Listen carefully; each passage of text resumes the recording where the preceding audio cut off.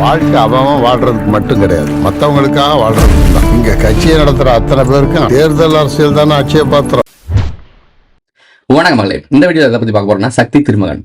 So matter என்ன அப்படின்னா, உங்களுக்கு ஸ்ட்ரெயிட்டாக பாயிண்ட்டுக்குள்ளே போயிடலாம். ட்ரைபிள்ஸில் பிறக்கக்கூடிய ஒரு குழந்தை, ஆல்ரெடி அவங்களுக்கு குழந்தை இருக்குது, அவங்கள ரேப் பண்ணி கொண்டுறானுங்க. ஒரு 3 கூட்டம் அந்த ட்ரஸ்ட் நடத்துவாங்கல்ல, இந்த மடம்னு சொல்லுவாங்கல்ல, மடம்னு அவங்களுக்கு தெரியும் நினைக்கிறேன், மடம் நடத்துகிறாங்க. அதில் இருக்க தலைமையில் ஒருத்தன், அவனுக்கு கீழே வேலை பார்க்குறவன், மேலே கீழே மேல்படி கீழ்படி கூட்டி துடைக்கிறது, அது வரைக்கும் இதுக்குள்ளே இருக்குது. இவங்க அந்த ட்ரைப்ஸை பண்ண முடிச்சு விட்டுறாங்க. தூக்கில் தொங்கிருது, மானம் ரோசத்துக்கு வாழ்றவங்க இல்லை, தூக்கில் தொங்கிருது, பிள்ளை ஆனதே ஆயிடுது. அப்போதான் உள்ள பூகுறது அந்த மாயக்கை. அதை சொல்லுவாங்கள்ல, இப்போ பேர் அமனன், அவன் உள்ளே வரான். உள்ளே வந்தோன்னா என்ன நடக்குது, பொலிட்டிக்கல் லாபி ரெடி பண்ணுறான். அந்த மடத்தில் இருக்கவங்களை காப்பாற்றணுன்றக்காக பல வேலைகள் பண்ணி ஒரு போலீஸ்காரன் அதிகாரி வரான். எஸ்டி ஆக்ட் இருக்குது, இப்போ தான் அறிமுகப்படுத்திருக்கு. ஸோ அதனால் அதை ஈஸியாக மறைக்க முடியாதுன்னு சொல்கிறாங்க. அந்த டைமிங்கில் தான் அந்த எஸ்டி ஆக்ட்லாம் நடந்திருக்கு. அப்போ அவங்களுக்குலாம் அதுக்கு முன்னாடி எவ்வளோ கொடூரம் நடந்திருக்குன்னு யோசிச்சு பாருங்க. அந்த ஆக்ட் போட்டப்போயே இவங்க எப்படி தான் பண்ணுறாங்க. இப்போ வரைக்கும் அதை நடந்துட்டு இருக்கு. கவின் பிரச்சனை தெரியாதுல்ல உங்களுக்கு. ஸோ ஓகே, இப்படி ஒரு விஷயம் நடக்கணும். இந்த போலீஸ்காரன் கால் பண்ணி உன்னை நான் பெரிய பதவியை கொடுக்குறேன்னு சொன்னோடனே, இல்லை சார் நான் எப்படி சார் அதை மறைக்கிறது, அதெல்லாம் பார்த்துக்கலாம்டா. சரி, இந்த குழந்தை என்ன பண்ணுறதுன்னு சொல்லிட்டா குப்பத்தொட்டியில் போட சொல்லியிருப்பாங்க. நாய்கள்லாம் இருக்கும், அங்கே போட சொல்லியிருப்பாங்க. அந்த குழந்தை காப்பாற்றி பின்னாடி அவனுக்கு எதிராக செயல்படுறது தான் லூப்பில் போயிட்டு இருக்கும். இதில் லூப்புன்ற வார்த்தையை கூட கனெக்ட் பண்ணியிருப்பானுங்க. நிறைய விஷயங்கள் ஓப்பனாக நம்ம என்ன சொல்ல வரோம், நம்ம என்ன கான்செப்ட் மக்கள்கிட்ட கன்வே பண்ண ட்ரை பண்ணுறோமோ அதை அப்படியே பல்காக தூக்கிட்டு போய் ஒரு படத்தில் வச்சிருக்காப்புல. அதுக்காக இந்த படத்துக்கு ஒரு வாட்ஸ்அப் போட்டுட்டு வீடியோக்குள்ளே போகலாம். 1000க்கும் லட்சத்துக்கும் தேவையானதை வச்சு தொழில் பண்ணுறோம். சின்ன வயசுலேருந்து சில பொலிட்டிக்கல் குரூப்ஸோட சேர்த்துருக்கு. உன்னோட ப்ரொஃபஷனல் எத்திக்ஸுக்கு நீ எங்கேயோ வர.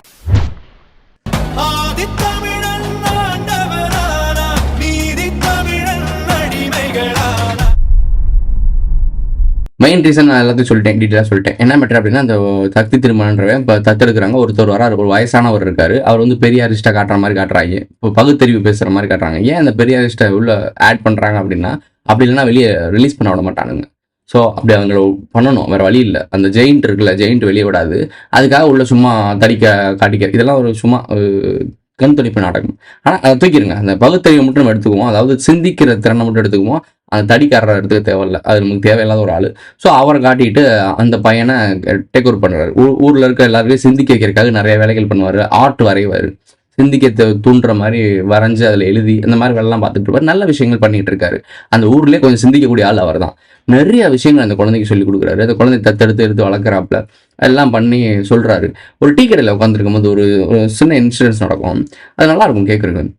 ஒரு பக்கம் சட்டை போடாதவங்க கீழே உட்காந்துருப்பாங்க, சட்டை போட்டவங்க எப்படிலாம் அந்த இடத்துல சேரில் உட்காந்துருப்பாங்க. அப்போ சட்டை போட்டவங்க நல்லவங்களான்னு கேட்குறான். அந்த சின்ன பையனுக்கு அப்படி தானே தெரியும். ஸோ அந்த மாதிரி தான் இருந்திருக்கு. இரட்டை குவளைன்னு சொல்லுவாங்கள்ல, அந்த அவங்களுக்கு ஒரு கிளாஸு இவங்களுக்கு ஒரு கிளாஸ்ன்னு சொல்லுவாங்கள்ல, அந்த மாதிரி. ஸோ கேவலமாக இருந்துச்சு அதை பார்க்கும்போது. இதெல்லாம் நம்ம அவ்வளோவா பெருசாக பார்க்குறதில்ல, கம்மியாக தான் இருக்குது. அந்த டைமிங்கில் அது வாழ்ந்த காலகட்டத்தெல்லாம் யோசிச்சு பார்த்தீங்கன்னா எவ்வளோ கொடூரமாக அந்த விஷயங்கள் நடந்திருக்குன்னு யோசிச்சு பாருங்கள். இதெல்லாம் உருவாக்கணும் மேலே இருக்க கூட்டம் தான். அவன் தானே வர்ணாசிரமம்னு ஒன்று கொண்டு வந்தான். ஸோ அவனை டீட்டெயிலாக காட்டியிருக்காங்க. டைரக்ட் அட்டாக், இந்த படத்தில் ஃபுல்லாக டைரக்ட் அட்டாக் தான்.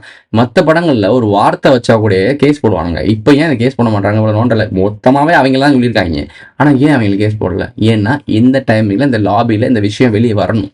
மக்களுக்கு அந்த நார்த் இந்தியான் மேலே அதிருப்தி வரணும். இந்த லாபியை நடத்துகிற அந்த ஆட்கள் மேலே வெறுப்பு வரணும். எப்படி உலக நாடுகள் ஃபுல்லாக யூதர்கள் மேலே கோவப்படுதோ அதே மாதிரி இங்கே கிராஸ் மேலே கோவப்படணும். அப்போ தான் யூனியன் ஆஃப் சவுத் இந்தியா கரெக்டாக இருக்கும். உதயநிதி அவர்கள் வந்து உட்காந்து தலைமையை எடுத்து வழி நடத்துறதுக்கு கரெக்டாக இருக்கும். எல்லாம் ஸ்கிரிப்ட் படி தான் போயிட்டுருக்கு. உங்களுக்கு வந்து புதுசாக தெரியும் இது. இதெல்லாம் எப்போ இருந்தும் அந்த வெறுப்பில் இருக்க தான் செய்யுது. அதை காட்ட விடாமல் வச்சுருந்தானுங்க, இப்போ காட்டுறதுக்கு வழி விட்டுருக்கானுங்க. இதை இவ்வளோ நாள் காட்ட விடாமல் வச்சுருந்ததும் அவன் தான், இப்போ காட்ட சொல்கிறதும் அவன் தான், சண்டை போட போகிறதும் அவனை வச்சு தான், சண்டை முடிஞ்ச பிறகு ஜெயிக்க போகிறதும் அவன் தான், மாட்டிக்கிட்டு முழிக்க போகிறது மட்டும் தான் நீ நான். ஓகே, ஃபுல்லாக மேட்ரு பார்ப்போம்.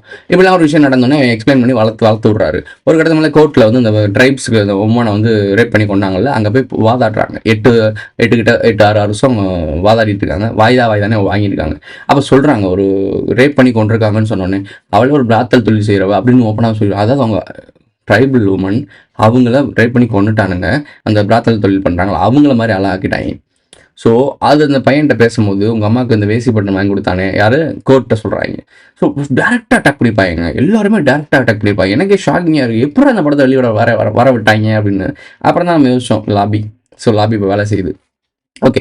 அதில் நிறைய விஷயங்கள் சொல்லுவார் அவர் பேசும்போது. யார் யாரெல்லாம் உங்கள் அம்மாவுக்கு பிரச்சனை கொடுத்தாங்க, உங்கள் அம்மா கொண்டதுக்கான காரணம் என்ன அப்படின்னு கேட்டபோது, அந்த மடத்தில் உள்ளவன், அந்த மடத்தில் வேலை பார்த்தவன், இதுக்கெல்லாம் எல்லாம் எக்ஸ்பிளைன் பண்ண பிறகு இதுக்கெல்லாம் காரணகர்த்தா யார் அப்படின்னா அந்த பிரம்மாண்டமான முதலையை காட்டுவாங்க. அந்த முதல்ல தான் காரணம், அவன் தான் இதுக்கெல்லாம் காரணம் வேலை பார்த்துட்டு இருக்கான். அதுக்கு ஒரு டீட்டெயில் சொல்லுவார், சரியான டீட்டெயிலாக இருக்கும்.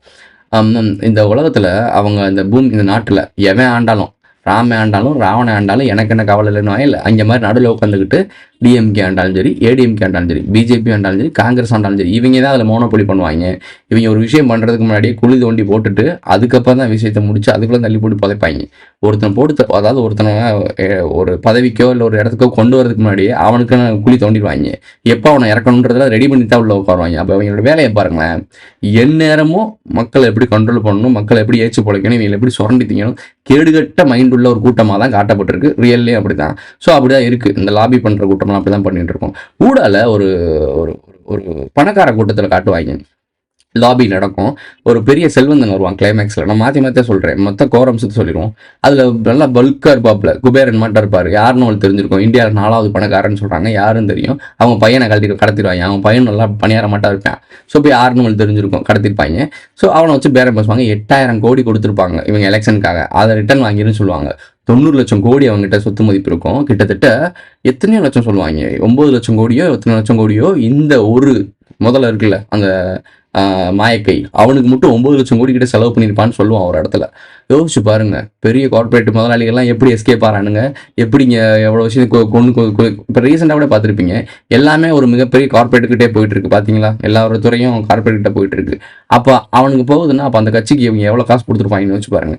அதை டைரக்ட் அட்டாக் பண்ணியிருக்காங்க. இங்கே மட்டும் இருக்க சவுத் இந்தியாவில் இருக்க அரசியல் மட்டும் பெரிய உத்தமையும் கிடையாது. இவங்களும் வாங்கினவங்க தான். சென்ட்ரல் பெருசு வாங்குதுன்னா ஸ்டேட்டில் சிறுசாக வாங்கும், அவ்வளோதான். ஸோ இதெல்லாம் டீட்டெயிலாக போயிட்டு இருக்கோம். இங்கே இந்த சக்தி திருமகன்ற கேரக்டர் கிட்டுன்ற கேரக்டராக நடிச்சு இந்த லாபி இருக்குல்ல, நம்ம இந்த கூட ரீசனாக வந்துச்சுல, இந்த சொல்லாங்க கிரிக்கெட் விளாண்டுட்டு இருந்தாங்க, திடீர்னு 300 கோடி வீடு கட்டினாங்க. கயாட்டின்னு ஒருத்தி டிராகன் படம் ஹீரோயின் இருக்கு, அவங்களாம் கூட்டி போய் பர்ஸ் 40 லட்சத்துக்கு பர்ஸ்லாம் கிஃப்ட் கொடுத்தாங்க சொன்னாங்க. இல்லை, அந்த கதையை அந்த கிட்டுன்ற கேரக்டர் தூக்கி அந்த ஒரு பையன் இருந்தான்ல, ஒருத்தவன் லாபி பண்ணுறான்னு சொன்னாங்கல்ல, பேசினாங்க, சவுசுங்கர்லாம் உள்ள பூந்து பேசினார்ல, அந்த கேரக்டர் தூக்கி கிட்டு கேரக்டரில் போடுங்க. லாபி அரசாங்கம் வேற ஆள் நடத்திட்டு இருக்காங்க. ஆனா இவனுங்க தான் உள்ளிட்டு வேலையெல்லாம் பாக்குறவங்க. உண்மையான அரசாங்கம் நடத்துறது, நிழல் அரசாங்கம் நடத்துறது சொல்லாங்க அப்படிலாம் சொன்னாங்கல்ல, அந்த கேரக்டர் தான் அந்த கிட்டுன்ற கேரக்டர். அப்படி பாருங்க. அப்படி பார்க்கும்போது உள்ள எல்லா வேலையும் பார்த்துட்டு இருப்பான். யாரெல்லாம் பண்ண முடியாதோ அந்த வேலையெல்லாம் பார்ப்பான். டிஜிபிக்கு வேலை, பேர் ஊர் மாத்துறது, டிரான்ஸ்ஃபர் வாங்குறது, இந்த மாதிரி எல்லா வேலையும் பார்ப்பாங்க. சின்ன சின்ன ஆளுகளுக்குலாம் வேலை பார்க்கறது, நிறைய வேலை பார்ப்பான். ஏதாவது இவன் பேரே தலையிடாம, இவன் தான் அதை பண்ணேனே தெரியாம பல வேலைகள் பார்ப்பான். சூப்பராக மைன்யூட்டாக கொண்டு வந்துருப்பானுங்க. அப்படிதான் நடந்துகிட்டு இருக்கு. ஆக்சுவலி இவங்க திங்க் பண்ணி கொண்டு ஒரு கிரியேஷன்ல இந்த படம் எடுக்கல, நடக்கிறத இங்க எடுத்திருக்காங்க படமா. அது எப்படி ப்ரோ எடுக்க விடுவாங்க, இப்போ மட்டும் ஏன் ப்ரோ எடுக்க வர்றாங்க அப்படின்னா, இந்த டைமிங்ல நீ அவேர்னஸ் ஆகணும். ஏன்னா அவன் ரொம்ப நாள் யோசிச்சு பார்த்தான். இந்த ஜாதி பிரச்சனை, அந்த ஜாதி பிரச்சனை, இந்த மத பிரச்சனை, அந்த மத பிரச்சனை, இந்த கேஸ்ட், அந்த கேஸ்ட், இதெல்லாம் ட்ரை பண்ணி பார்த்துட்டான். எதுவுமே முடியல. இவனுங்களுக்கு ஒரு வழியில் நம்ம ரொம்ப முட்டலாக்கி வச்சிட்டோம். அந்த படத்துலையுமே ஒரு டைலாக் வரும், மயிலே நான் இறகு போடாது புட்டுங்க, என்னால என்ன பண்ண முடியுமோ அதை நான் தான் செஞ்சு காட்டணும். மனிதர்களை கொஞ்ச நேரம் சிந்திக்க விட்டுருக்கணும். வாழவே வழி இல்லாமல் வச்சிருக்கான்னா எவ்வளோ நாள் தான் ஒரு மனிதன் பொறுப்பான்னு சொல்லிட்டு கடைசி ஒரு விஷயம் பேசுவான். அதை நம்ம அப்புறம் பேசலாம். அந்த இடத்துல சொல்லுவான் அந்த வார்த்தையை. அதே மாதிரி இந்த படத்துலையும் இப்போ அவங்க ஏன் இந்த மாதிரி பண்ணுறாங்க அப்படின்னா, ஏன் விஷயங்களை ஓப்பனாக ரிவீல் பண்ணுறாங்க அப்படின்னா, நீங்கள் அவேர்னஸ் ஆகி சண்டைக்கு ரெடி ஆகலை, நீங்கள் சோப்லாங்கி ஆகிட்டீங்க. அதாவது எந்திக்கவே முடியாத ஆளாக ஆகிட்டீங்க, படுத்துட்டீங்க. நீங்கள் படுத்தே விட்டானையான்னு படுத்துட்டீங்க. எவ்வளோ பிரச்சனை நடந்தாலும் அட போங்கடா என்னால் முடியலடா அப்படி ஆகிட்டீங்க. அவனுக்கு இங்கே பிரச்சனை நடக்கணும், நீங்கள் ரிபல் பண்ணணும், நீங்கள் புரட்சி பண்ணணும், அது நடக்கணும். ஆனால் அது நடக்க மாட்டுது. ஏன் நடக்க மாட்டுதுன்னா மக்கள் சோர்ந்துட்டாங்க. ஏதோ பெரிய இடத்துல கைய வச்சு, எனக்கு உங்களை பத்தி உங்க பாஸ்ட பத்தி எதுவும் தெரியாது. எல்லாத்துக்கும் வரி, எல்லாத்துக்கும் காசு. ஒரு நார்மலாக குழந்தைக்கு பால் வாங்குறதுலேருந்து, அதுக்கு பேம்பர்ஸ் வாங்குறதுலேருந்து, அதுக்கு ஸ்கூல் ஃபீஸ் கட்டுறதுலேருந்து எல்லாத்துக்குமே டயர்ட் ஆகிட்டாங்க. ரொம்ப டயர்டான மக்கள் எப்படி புரட்சி பண்ணுவான்? வாய்ப்பே கிடையாது. ஐயோ போங்கடா, நான் இருக்க இடம் தெரியாமல் இருந்து போகிறேன்டா, நாங்கள் நிம்மதியான ஒரு வாழ்க்கை வாழ்ந்துட்டு போயிடுறோம், அப்படி தான் நினைப்பான். ஸோ அப்படி இருக்கவனை தூண்டணும் அப்படின்னா வேறு வழியே இல்லை. அவனுக்கு உண்மையான ரகசியத்தை சொல்லி தான் ஆகணும். உன்னை இப்படிலாம் நாங்கள் ஏமாற்றணும், இப்படி தான் அவங்களை ஏமாற்றிட்டு இருக்கோன்ற அதை ஓப்பனாக சொன்னால் அப்போனாச்சும் வெறுப்பில், அவேர்னஸில், அந்த புரிதல்னாச்சும் சண்டைக்கு வருவான், போராட்டத்துக்கு இறங்குவான். ஏன்னா மனிதர்களாக புரட்சி ரெடி ஆகணும். அது ரெடி ஆகிறது அவனுங்க அதை மேனிபுலேட் பண்ணணும். அதுதான் கரெக்டு. இவனாலேயே ஒரு பிரச்சனையை கிரியேட்டும் பண்ணிட முடியாது, அதை அவனாலேயே முடிச்சு வைக்கவும் முடியாது. ஏன்னா அது ஆர்டிஃபிஷியலாக இருக்கும், மாட்டிப்பான். ஸோ நீங்களா புரிச்சு பண்ணுற மாதிரி இருக்கணும், அதை அப்படியே மேனிப்புலேட் பண்ணி மொத்தமாக அடக்கிற மாதிரி இருக்கணும். இதெல்லாம் இருக்குது. ஸோ நாம் அதை கரெக்டாக யூட்டிலைஸ் பண்ணணும். இதை கரெக்டாக புரிஞ்சுக்கிட்டு கலவர யுத்தமும் நடந்துச்சு. கலப்பு இனங்களின் யுத்தம் அதான் மாற்றணும். இந்த வேர்ல்டு வார் இந்த விஷயங்கள்லாம் சீக்வன்ஸ்லாம் பண்ணுறானுங்கள, பண்டைய காலத்தில் ட்ரைபிள்ஸ்ட்டு அடி வாங்கிட்டு ஓடின அரச குடும்பங்கள் மாதிரி இந்த டைமும் இந்த ட்ரைபிள்ஸ்ட்டு அடி வாங்கிட்டு போகணும். நம்மளாம் ட்ரைபிள்ஸ்லேருந்து வந்தவங்க தானே, ஆதி மரபணு தானே. ஸோ நம்மகிட்ட நம்ம எல்லாம் ஒற்றுமை, மதம், சதம், சாதி, இனம், இவன் அவன் அதெல்லாம் தேவையில்லை, தூக்கி போடுங்க எல்லாம் மனுஷன். இந்த டைமிங்கில் இவங்களை விரட்டல திருப்பி வரவே கூடாது. ஸோ அந்த மாதிரி ஒரு விஷயத்தை நம்ம பயன்படுத்தணும். இல்லைன்னு வச்சுக்கோங்க, இந்த வேர்ல்டு வாரில் இந்த விஷயம் நடக்கலை அப்படின்னா ஒரு கடவுளை ஆடக்கூடிய மனித இனத்தை காப்பாற்ற முடியாது. அவன் கட்டிடுவான், இறுக்கி கட்டிடுவான். அதுக்கப்புறம் ஒரு ரிபல் ரெடி ஆகிறதுலாம் ரொம்ப கஷ்டம். அதுக்காக தான் மூச்சு கொடுத்து பேசிகிட்டு இருக்கோம். அவனுக்கும் இந்த வேர்ல்டு வார்னு ஒன்று நடக்கணும், அவனுக்கும் இந்த ரிபல் நடக்கணும். ஆக்சுவலாக நம்ம பேசுகிறோம்ல, இது நடக்கணும் அவனுக்கு. அதனால தான் சும்மா இருக்காங்க, வெயிட் பண்ணுறதுக்கான காரணம். நம்மளாம் கண்காணிக்காமல் இருப்பாங்க நினைக்கிறீங்களா? எல்லாத்தையுமே கண்காணிச்சுட்டா இருப்பாங்க. நடக்கணும்.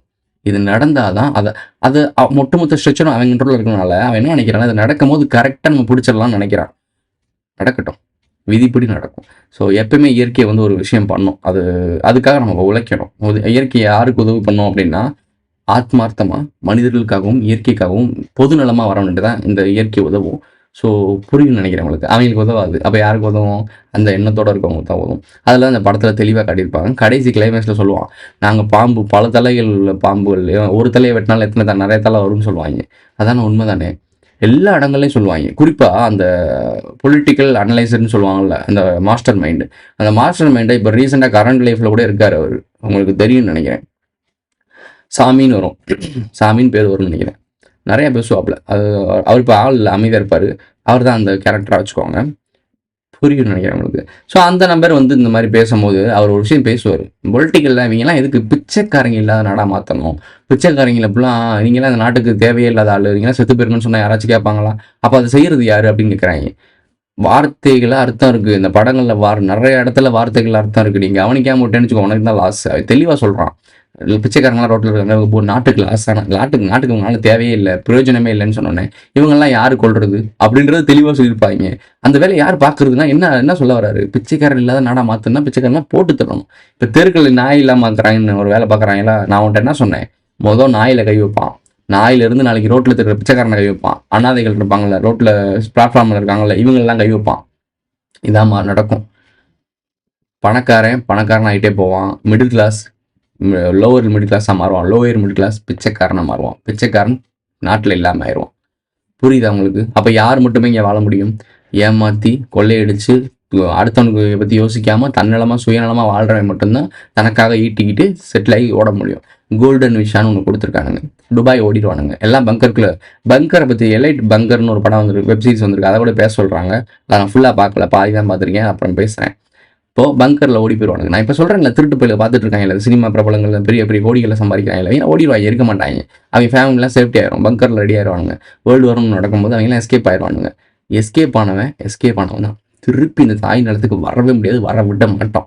குறிப்பாக நான் விட மாட்டேன். இவங்களை நல்லா யோசிச்சு பாருங்களேன். பல ஆயிரம் ஆண்டுகளாக நடந்த விஷயங்கள்லாம் நம்ம நோட் பண்ணி பார்க்கும்போது நம்ம கூட இருக்கவன் இந்த மனித இனம் இவ்வளோ கேடுகட்ட குப்பையாக வாழ்றதுக்கான முக்கியமான காரணமே மனிதர்களால தான். இந்த மனிதர்கள் தோத்ததுக்கான காரணம் மனிதர்கள் தான் காரணம். இந்த நிலைக்கு நம்ம இருக்கிறதுக்கான காரணம் நாகர்கள் கிடையாது. மெயின் ரீசன் மனிதருடைய ஆசையும் அண்ட் மனிதருடைய பயம் தான். இந்த ரெண்டு விஷயத்தை யூட்டிலைஸ் பண்ணி அவன் எவ்வளோ விஷயங்களை இம்ப்ளிமெண்ட் பண்ணியிருக்கான்னு தெரியுமா? கொஞ்சம் யோசிச்சு பார்த்தீங்கன்னா உங்களுக்கு புரியும். மனிதர்களுக்கு எதிரி மனிதர்கள் தான். ஸோ சக மனிதர்கள் எல்லாருமே மனிதாபிமானமும், மனிதர்கள்னு பேரே மனிதத்தன்மை இருக்கணும். சக மனிதனுக்கு உதவி செய்யணும், அது பேர் தான் மனிதன்ற பேர். இப்போ அப்படி கிடையாது. இப்போ வாழ்ந்துட்டு இருக்க மிருகங்கள் தான். ஸோ காட்டில் இருக்க மிருகம் கூட ஒரு விஷயத்தை வேட்டையாடிட்டு, சிங்கம் இருக்குன்னு வச்சுக்கோங்களேன், வேட்டையாடிட்டு அப்படியே வீட்டுக்கு எடுத்துகிட்டு போகாது. அதுக்கு பசி தின்னுச்சுன்னா போட்டு போயிடும். இந்த நரி, வானத்தில் இந்த பிணந்தினி கழுகுகள் இதெல்லாம் தின்னு மண்ணுக்கு உரமாமாயி மக்கிரும். அதாவது ஒரு ஒட்டுமொத்த சுழற்சி நடக்கும். ஒரு சிங்கம் கொல்ற உயிரினம் பல பேருக்கு உணவாக மாறும், மண்ணுக்கும் உரமாக மாறும். ஆனால் இங்கே எப்படியா நடக்குது? எவ்வளோதான் ஒரு கார்பரேட் கம்பெனி உருவாகுதுன்னா நாட்டை நாசம் பண்ணுவாங்க, அந்த நிலத்தை நாசம் பண்ணுவாங்க, வேலை பார்க்குற எம்ப்ளாயிஸை நாசம் பண்ணுவாங்க, அங்கே எம்ப்ளாயிஸ் உட முடியாமல் செத்து போவாங்க. ஆனால் யார் ஒரே ஒரு ஆள் தான் பலன் அடைவான்? அந்த முதலாளி. காட்டில் சிங்கம் ஒன்று அடிச்சுன்னா அது சிங்கத்து மூலியமா எல்லாருமே பலன் அடைவாங்க. இங்கே அப்படியா இருக்குது? ஸோ அப்போ மனிதர்கள் எவ்வளோ கேவலமான மிருகமாக இருக்கும். அப்போ யார் தப்பு சொல்லணும்? நம்மளை கண்ட்ரோல் பண்ண ட்ரை பண்ணுறாங்களா அவனை தப்பு சொல்லணுமா, இல்லை நாயர்களை தப்பு சொல்லணுமா, இல்லை டைமென்ஷனில் இருக்கக்கூடிய பிரச்சனைகளை தப்பு சொல்லணுமா?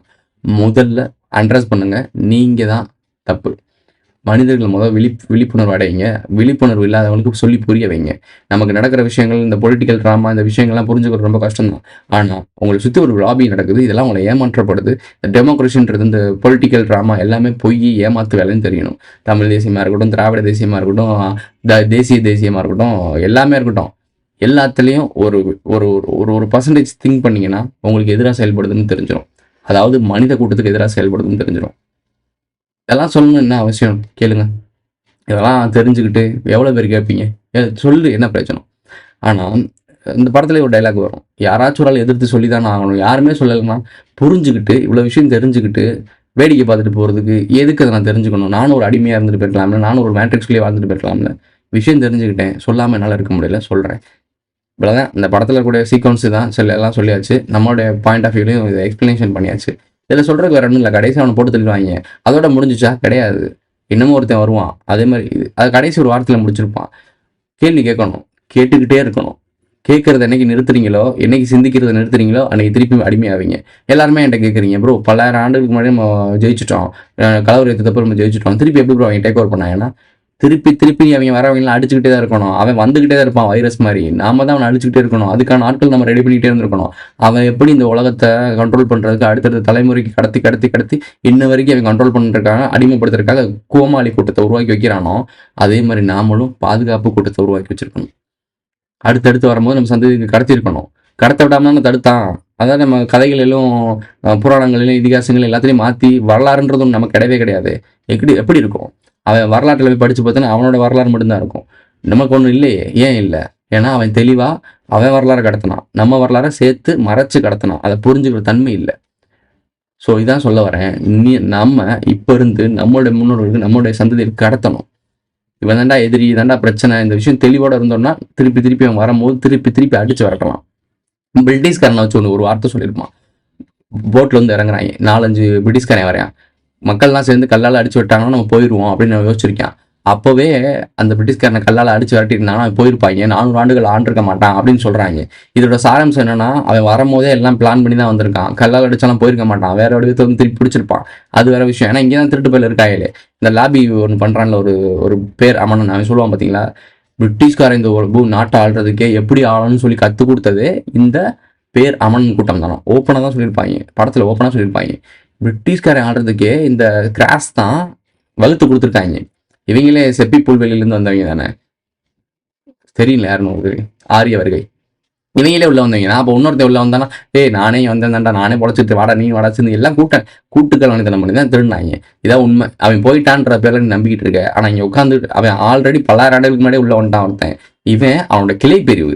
இந்த டெமோக்ரஸி, அதாவது அரச குடும்பத்தை ஒழிச்சு கட்டிட்டு டெமோக்ரஸி ஒன்று கொண்டு வரணுன்றக்காக உருவாக்கின ஒரு கூட்டம். அப்போ தான் நான் நம்புவேன். நீ வேற ஒருத்தன் வெளியே வந்து உள்ள வந்து சண்டை போடும் போது தான் நீ எல்லாம் ஒன்று சேர்ந்து சண்டை போடுவேன். அப்புறம் தான் யூனிட்டின்னு கொண்டு வர முடியும். அப்போ தான் எல்லா நாட்டையும் கிழிச்சிட்டு இந்தியான்னு ஒரு தேசத்தை உருவாக்க முடியும். இதெல்லாம் புரிஞ்சுக்கிற தன்மை வேணும். சொல்றது தெளிவாக சொல்கிறானுங்க இந்த லாபி பண்ணுறவங்க. இவங்களோட வேலையை அந்த படத்தில் பார்த்தீங்கன்னா, அந்த மூளையில் வேலை செய்கிறான்ல, அவனோட வேலை மூளையில் மட்டும்தான் இருக்கும். ஏன் சொல்கிறாங்கன்னு தெரியுதா? தலையிலேருந்து பிறந்தவங்கன்னு. அவங்க இதை கரெக்டாக பயன்படுத்தி தப்பாக யூஸ் பண்ணுறாங்க. நாம் இதை யூஸ் பண்ணோம்னா அப்பனுக்கு அப்பனா நம்ம இருக்க முடியும். இதுக்கு தான் சொல்கிறேன், சிந்திக்கன்னு. வெளிச்சுக்கா பொழைச்சுக்கன்னு ஏன் சொல்கிறேன்? இதோட இந்த வீடியோ முடிஞ்சிருச்சு. இந்த வீடியோ பிடிச்சிருச்சுன்னா லைக் பண்ணுங்கள், கமெண்ட் பண்ணுங்கள், சப்ஸ்கிரைப் பண்ணுங்கள், மறக்காம இல்லைங்க அதில் போட்டு இந்த ஃப்ரெண்ட்ஸ்லாம் ஷேர் பண்ணுங்கள். உங்களுடைய கருத்துக்களை கமெண்ட்டில் பதிவு செஞ்சுட்டு போங்க. சேனலில் மெம்பர்ஸை ஆட் ஆகணும்னு நினைக்கிறீங்கன்னா ஜாயின்ற பட்டன் போட்டுவிடுங்க. சூப்பர் சேட்லாம் பண்ணால் எஸ்என்ட்ரஸ் நம்மளும் தட்டி விடுங்க. நீங்கள் போகிற மெம்பர்ஷிப் தான் எனக்கு சப்போர்ட் மாதிரி. ஸோ மெம்பர்ஷிப் ஆட் ஆகிக்கோங்க. அதுதான் எனக்கு ஒரு பில்லர் மாதிரி. இன்னும் கான்ஃபிடென்ட்டாக உட்காந்து வேலை பார்க்கறதுக்காக செட் ஆகும். அடுத்து ஒரு நல்ல வீடியோவில் சந்திக்கலாம்.